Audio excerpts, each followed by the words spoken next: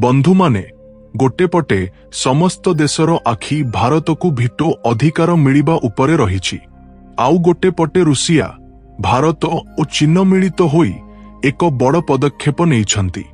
वास्तवरे Italy, Germany, Canada भली देश माने भारत को भिटो अधिकार देबाकू जोरदार विरोध करुछंती। भारत को एहा न मिलु बोली सेमाने तीव्र चेष्टा करुछंती, किंतु भारत को अटकाइबा सेमानंक क्षमता बाहरे बोली सेमाने भल भाबे जानती। प्रथमे अमेरिका मध्य भारत को भिटो अधिकार मिलबा नाही बोली चाहुथिला। सबुबेले भारत को अटकाइबाकू चेष्टा करुथिला, किंतु धीरे धीरे अमेरिका मध्य भारत को समर्थन करिबा आरंभ कला। अमेरिका भिटो विषय रे भारत को समर्थन करिबा आरंभ करिबा आगरु ही रूसिया, चीन और भारत मिलित होई एक गुरुत्वपूर्ण पदक्षेप नेइथिले। भारत आगेइथिबा एही पदक्षेप एते बड़ थिला जे एहा द्वारा आरआईसी सक्रिय हेला। एहा फलरे ए पर्यंत युक्तराष्ट्र संघर पछरे थिबा देश माने एबे आरआईसी रो पछरे पड़िबाकू प्रतियोगिता करुछंती। आसले आरआईसी कोन?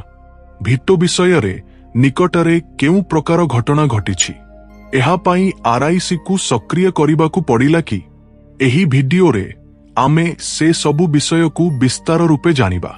किंतु आगो को जिबा आगरु दयाकरी एही वीडियो को लाइक करंतु, आउ हमर चैनल को सब्सक्राइब करिनियंतु। वर्तमान भिटो अधिकार विषय रे ही व्यापक आलोचना चलीछि।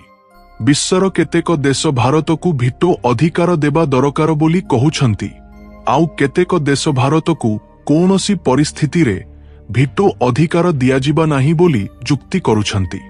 आसले एही भिटो अधिकार कौन शक्ति? एहाकू हासिल करिबा पाई भारत एते वर्ष धरी काहीकि चेष्टा करुछि? बंधु माने केतेक पाश्चात्य देश भारत को भिटो अधिकार मिलबा नाही बोली चाहुछंती। वास्तवरे भिटो अधिकार अर्थ जेउ देश पाखरे एहा अछि से देश जे कौनसी प्रस्ताव को अटकाई पारे। अन्य समस्त देश सेही प्रस्ताव को अटकाइबाकू सहमत न हेले मध्य वर्तमान अमेरिका, रूसिया, चीन, फ्रांस और ब्रिटेन एही पांचटी देश पाखरे मात्र एही भिटो अधिकार अछि। सेथिपाई अमेरिका, ब्रिटेन भली देश माने निजकू अत्यंत शक्तिशाली मने करंती। जेतेबेले कौनसी देश रे किछि अशांति हुए सेमाने जाहाकू समर्थन करिबाकू चाहंती तांको पक्षरे थाई तांको विरोधी देशमानंको उपरे निषेधादेश लगांती। एबे आम भारतीय अर्थनीति गति बढ़ाउछि। विश्वरे आम देश एक शक्तिशाली शक्ति भाबे उभा हेउछि। सेथिपाई भारत बहु वर्ष धरी युक्तराष्ट्र संघर सुरक्षा परिषद रे स्थायी सदस्यता पाई चेष्टा करुछि। जदि एहा मिले भारत को मध्य भिटो अधिकार मिलिबो, तेबे भारत एक महाशक्ति भाबे बढ़िबाकू कौनसी देश अटकाई पारिबो नाही।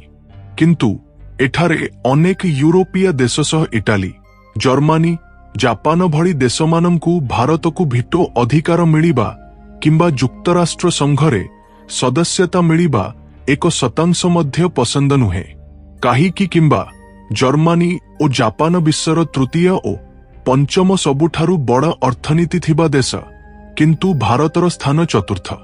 जदि जर्मनी और जापान को पछरे रखी भारत को युक्तराष्ट्र संघरे सदस्यता दिया जाए, तेबे जर्मनी और जापान एहाकू सही पारिबे नाही। सेथिपाई भारत को पछकू टाणिबा पाई सेमाने कौनसी सुजोग को छाड़ू नाहांती। एही कथा आमकू पूरापूरी जଣା पड़िछि। सेथिपाई एबे भारत भिटो हासिल करिबा परिवर्ते सेही भिटोर एक विकल्प खोजी पाइछि।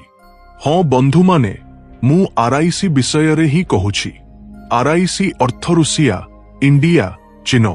बंधु माने गोटे पटे समस्तंक ध्यान भारत को युक्तराष्ट्र संघरे स्थान और भिटो अधिकार मिलिबा उपरे केंद्रीभूत थिबा बेले आउ गोटे पटे रूसिया, भारत और चीन मिलित होई आरआईसी को सक्रिय करिछंती। एहा द्वारा ए पर्यंत थिबा युक्तराष्ट्र संघर आधिपत्य एबे शेष हेबाकू जाउछि। ଏଣିକି ଏଥିରେ ଆମ ଭାରତ ଓ ରୁଷିଆର ଆଧିପତ୍ୟ ଆରମ୍ଭ ହେବ। ବାସ୍ତବରେ ନିକଟରେ ଏକ ଗୁରୁତ୍ୱପୂର୍ଣ୍ଣ ଘଟଣା ଘଟିଛି। ଏହି ରିପୋର୍ଟକୁ ଥରେ ଦେଖନ୍ତୁ।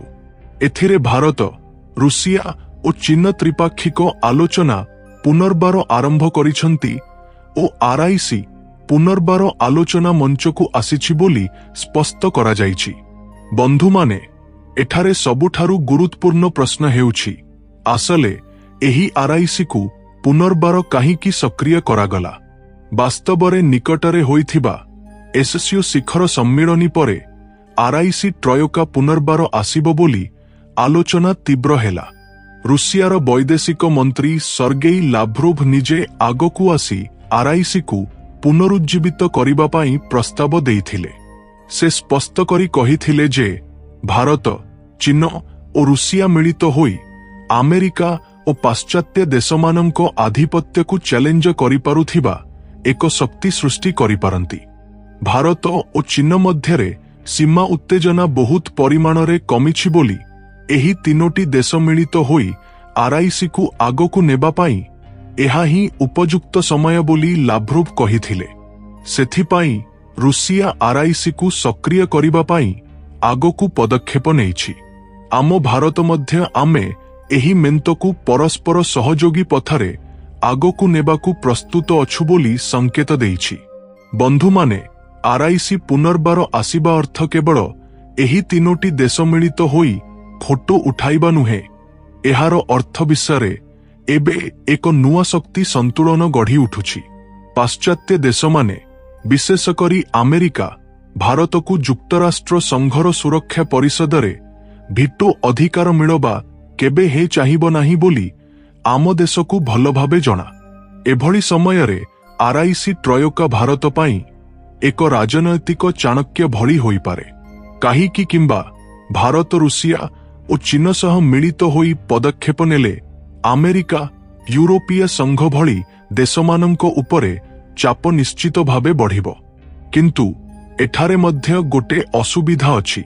ବନ୍ଧୁମାନେ, 2020 ବର୍ଷରେ ଘଟିଥିବା ଗାଲନ ଉପତ୍ୟକା ଘଟଣା ଭାରତ ଚୀନ ସମ୍ପର୍କକୁ କେତେ କ୍ଷତି କରିଛି ତାହା ଆମେ ସମସ୍ତେ ଜାଣୁ। ଏଭଳି ପରିସ୍ଥିତିରେ ଦୁଇ ଦେଶ ମଧ୍ୟରେ ବିଶ୍ୱାସ ପୁନର୍ବାର ସ୍ଥାପନ କରିବା ଏତେ ସହଜ କଥା ନୁହେଁ। ଆରଆଇସି କେବଳ ରାଜନୈତିକ ଓ ଅର୍ଥନୈତିକ ସହଯୋଗ ପାଇଁ ସୀମିତ ଏକ ମଞ୍ଚ ହେବା ଦରକାର। ସୀମା ବିବାଦ ଏହା ଉପରେ ପ୍ରଭାବ ପକାଇବା ନାହିଁ ବୋଲି ଆମ ଭାରତ ଚାହୁଁଛି। ଏବେ ଚିନ୍ତା କରନ୍ତୁ, ଭାରତ, ଚୀନ ଓ ରୁଷିଆ ଏକାଠି ହେଲେ ତାହାର ପ୍ରଭାବ କେବଳ ଯୁକ୍ତରାଷ୍ଟ୍ର ସଂଘରେ ସୀମିତ ରହିବ ନାହିଁ। ଏହା ବିଶ୍ୱ ଅର୍ଥନୀତି, ଶକ୍ତି ଯୋଗାଣ ଶୃଙ୍ଖଳା, ସୁରକ୍ଷା ମେଣ୍ଟ ପର୍ଯ୍ୟନ୍ତ ବ୍ୟାପିବ। ଆରଆଇସିର ସବୁଠାରୁ ବଡ଼ ଶକ୍ତି କ'ଣ ବୋଲି ମନେ କରନ୍ତୁ। ଏଥିରେ ବିଶ୍ୱର ସବୁଠାରୁ ବଡ଼ ଜନସଂଖ୍ୟା ଥିବା ଚୀନ, ସବୁଠାରୁ ବଡ଼ ଶକ୍ତି ସମ୍ପଦ ଥିବା ରୁଷିଆ ଓ ସବୁଠାରୁ ବଡ଼ ଜନସଂଖ୍ୟା ସହ ଦ୍ରୁତ ବିକାଶଶୀଳ ଅର୍ଥନୀତି ଥିବା ଭାରତ, ଏହି ତିନୋଟି ଅଂଶୀଦାର ଅଛନ୍ତି। ଅର୍ଥାତ୍ ଏହି ମେଣ୍ଟ ଠିକ୍ ଭାବେ ସକ୍ରିୟ ହେଲେ ବିଶ୍ୱର ଅଧାରୁ ଅଧିକ ଶକ୍ତି ସନ୍ତୁଳନ ବଦଳି ଯାଇପାରେ। ସେଥିପାଇଁ ଭାରତ ବହୁତ କୌଶଳପୂର୍ଣ୍ଣ ଭାବେ ପଦକ୍ଷେପ ନେଇଛି। ଭିଟୋ ଅଧିକାର ହାସଲ କରିବା ଲଢ଼େଇରେ ଫସି ରହିବା ପରିବର୍ତ୍ତେ ଏବେ ଭାରତ ଏକ ପଥ ବାଛିଛି। ଏହାଦ୍ୱାରା ପାଶ୍ଚାତ୍ୟ ଦେଶମାନଙ୍କ ଉପରେ ସମସ୍ତ ଦିଗରୁ ଚାପ ବଢ଼ିବ। ଏହା ହିଁ ପ୍ରକୃତ କୌଟିଲ୍ୟ ନୀତି। କିନ୍ତୁ ଏସବୁ ଘଟିବାର କାରଣ କ'ଣ ବୋଲି ମନେ କରନ୍ତୁ। ବିଶ୍ୱର ଶକ୍ତି କେନ୍ଦ୍ରମାନେ ପ୍ରକୃତରେ ବଦଳୁଛନ୍ତି। ଏକ ସମୟରେ ଯୁକ୍ତରାଷ୍ଟ୍ର ସଂଘ ଆମେରିକାର ନିୟନ୍ତ୍ରଣରେ ଥିଲା ବୋଲି ବିଶ୍ୱ ବ୍ୟାଙ୍କ ଉପରେ ଆମେରିକାର ମାଲିକାନା ଥିଲା ବୋଲି କୁହାଯାଉଥିଲା। ସେହି ନିୟନ୍ତ୍ରଣ ଆଇଏମ୍ଏଫ୍ ଅର୍ଥାତ୍ ଆନ୍ତର୍ଜାତୀୟ ମୁଦ୍ରା ପାଣ୍ଠି ଉପରେ ମଧ୍ୟ ଥିଲା। ଅର୍ଥାତ୍ ଭବିଷ୍ୟତରେ ଆମେରିକା ହିଁ ସମସ୍ତ ଦେଶକୁ ନିଜ ମୁଠାରେ ରଖି ଆଗକୁ ବଢ଼ିବ ଏକମାତ୍ର ଦେଶ ହେବ ବୋଲି ଭାବାଯାଇଥିଲା। କିନ୍ତୁ ରୁଷିଆ ୟୁକ୍ରେନ ଯୁଦ୍ଧ ପରେ ଏବେ ଶକ୍ତି କେନ୍ଦ୍ରମାନେ ପ୍ରକୃତରେ ବଦଳୁଥିବା ଦେଖାଯାଉଛି। ନିୟନ୍ତ୍ରଣ ଭାରତର ହାତକୁ ଆସୁଥିବା ଭଳି ଲାଗୁଛି। ପାଶ୍ଚାତ୍ୟ ଦେଶମାନଙ୍କ ପାଖରେ ଥିବା ଅଧିକାର ଏବେ ଏସିଆକୁ ସ୍ଥାନାନ୍ତର ହେବା ଆରମ୍ଭ ହୋଇଛି। ଏହି ରିପୋର୍ଟକୁ ଦେଖନ୍ତୁ। ଏହାକୁ ବୈଦେଶିକ ମନ୍ତ୍ରଣାଳୟ ମାଧ୍ୟମରେ 2020 ନଭେମ୍ବରରେ ପ୍ରକାଶ କରାଯାଇଥିଲା। ଏଥିରେ 3ଟି ଦେଶର ବୈଦେଶିକ ମନ୍ତ୍ରୀ ଏକ ଗୁରୁତ୍ୱପୂର୍ଣ୍ଣ ବୈଠକ ପାଇଁ ବସିଥିଲେ। ଏଠାରେ ରୁଷିଆ, ଚୀନ ଓ ଭାରତ ଅଛନ୍ତି।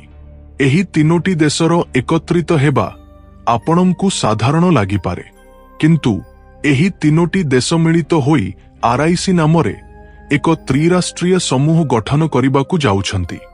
ବନ୍ଧୁମାନେ, ଏ ବିଷୟରେ ଆପଣଙ୍କ ମତ କ'ଣ? ଦୟାକରି କମେଣ୍ଟ ବକ୍ସରେ ଜଣାନ୍ତୁ। ଏହି ଭିଡିଓ ଏତିକି ପାଇଁ। ବନ୍ଧୁମାନେ, ଯଦି ଏହି ଭିଡିଓ ଆପଣଙ୍କୁ ପସନ୍ଦ ହେଲା ତେବେ ଲାଇକ୍ କରନ୍ତୁ। ଆଉ ଏଭଳି ଅଧିକ ତଥ୍ୟପୂର୍ଣ୍ଣ ଭିଡିଓ ପାଇଁ ଏବେ ହିଁ ଆମର ଚ୍ୟାନେଲକୁ ସବସ୍କ୍ରାଇବ୍ କରିନିଅନ୍ତୁ।